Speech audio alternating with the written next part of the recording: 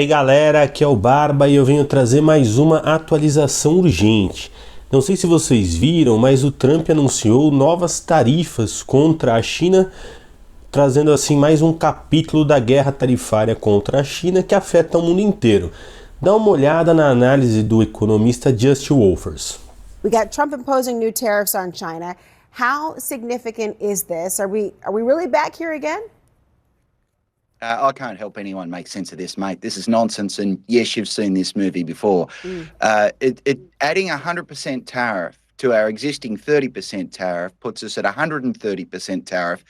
And at that point, you may as well just say 11 bazillion. That just says we're not going to send boats back and forward. There'll be no trade with China. And let me tell you, there's two sets of countries that'll hurt, the United States and China. You can't turn a big boat like the American economy round just overnight because the president's feeling bad about himself. So, look, the markets are reacting that strongly because they think this is very bad news.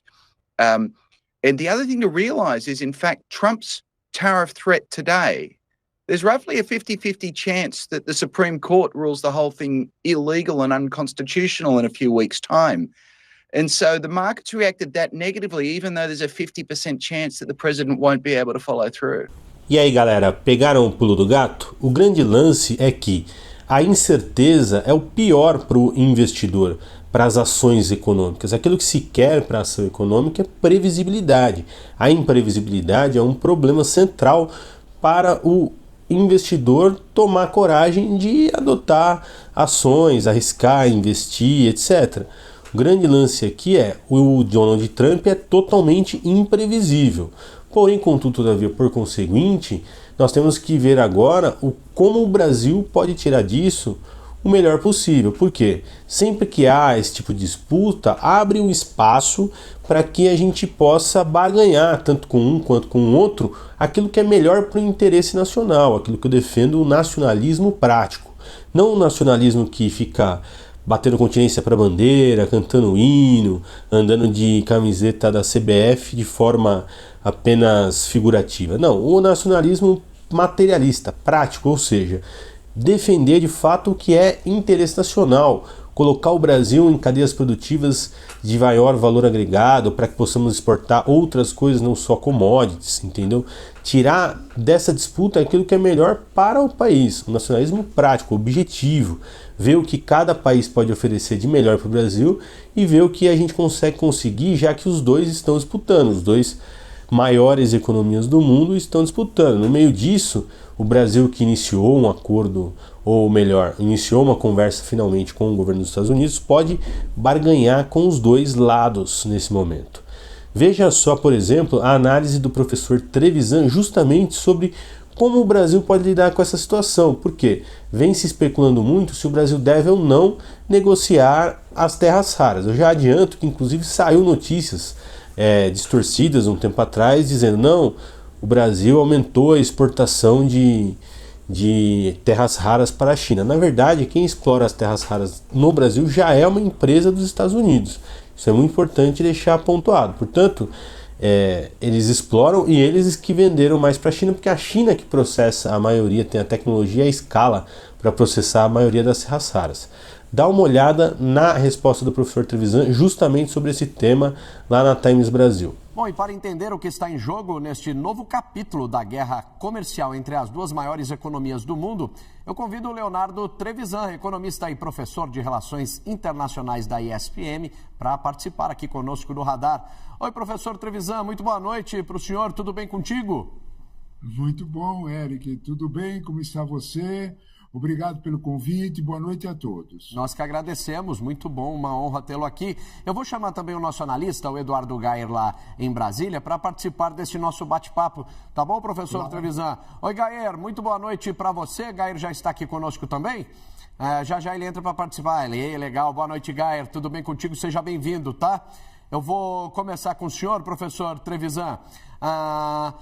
Já assim, num viés mais otimista, professor Trevisan, o Brasil, que tem a segunda maior reserva de terras raras do mundo, poderia se beneficiar desta escalada tarifária ou dessa guerra comercial entre Estados Unidos e China, já que nós temos um ponto sensível que é justamente, segundo Trump, essa restrição de Pequim aos minerais críticos.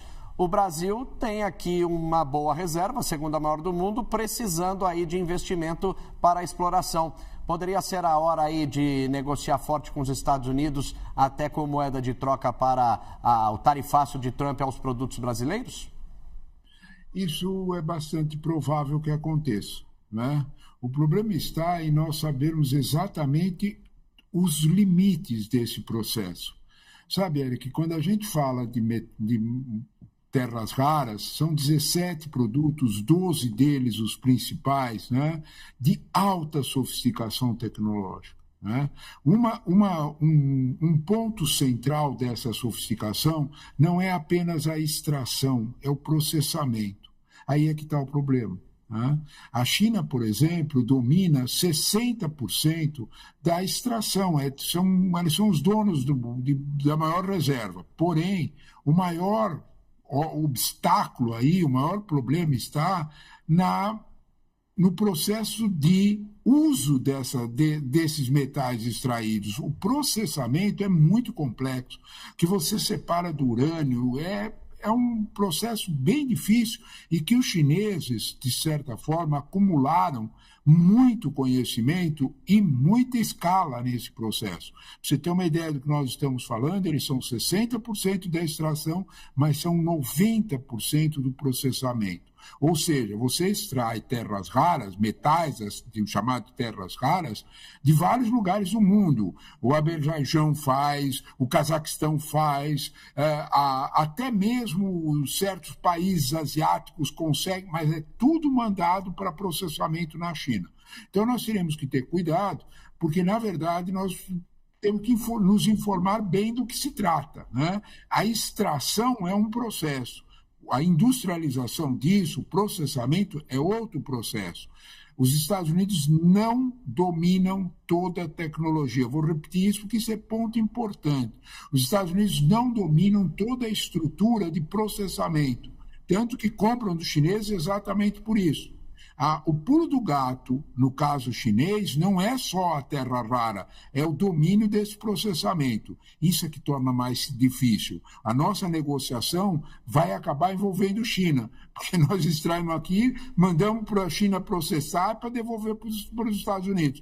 É um processo bastante complexo, pode acreditar. É muito interessante, então, esse detalhe que o senhor trouxe, né, esse recorte de que não é só explorar, precisa também saber trabalhar, né, dominar essa técnica de trabalho. Lembrando que nós temos aqui um ponto mais forte de exploração, que é lá em Minasul, em Goiás, que é justamente feito pela companhia Serra Verde, que é uma companhia norte-americana. Ô Gayer, entra aqui, participe conosco dessa conversa e fique à vontade para fazer pergunta também para o professor Trevisan.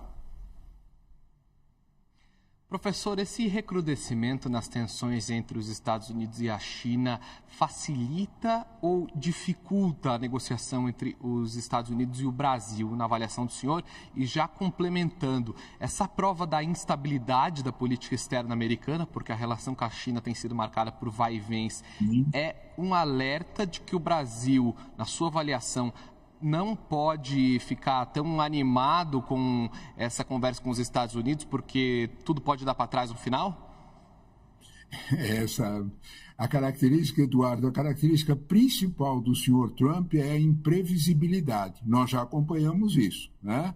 O presidente Lula passou de um quase inimigo para um amigo de boa química, mas em segundos, né? Aliás, com um tempo marcado, 39 segundos, né? Então, de alguma forma, é imprevisível, né? Eu acho que você levanta um ponto essencial, Eduardo, cautela, né? Porque, de algum modo, talvez nós tenhamos que pensar em termos das moedas de troca que nos serão exigidas, né? Uma delas será terras raras, mas é o que nós estávamos comentando antes, né? O presidente Lula já deixou bem claro que pretende não apenas ser mais um minério extraído, que nós teríamos um processo de aproveitamento, de industrialização, de valor agregado aqui no Brasil. Isso é difícil.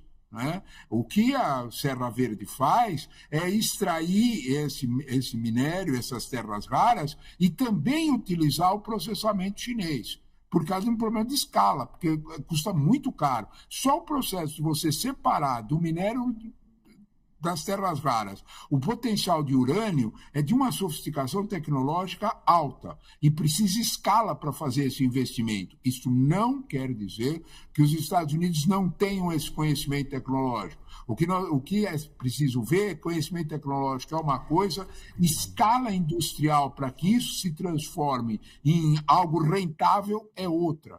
É isso que a China tem. Eu repito, ela domina 90% do processamento. Várias partes do mundo extraem terras raras, minérios das terras raras, mandam para a China processar e ela vende. É essa a realidade. Então, nós temos aí uma cautela grande. É claro que nós temos cautela em outros assuntos nesse acordo, nesse possível acordo com os Estados Unidos, né? Nesse processo.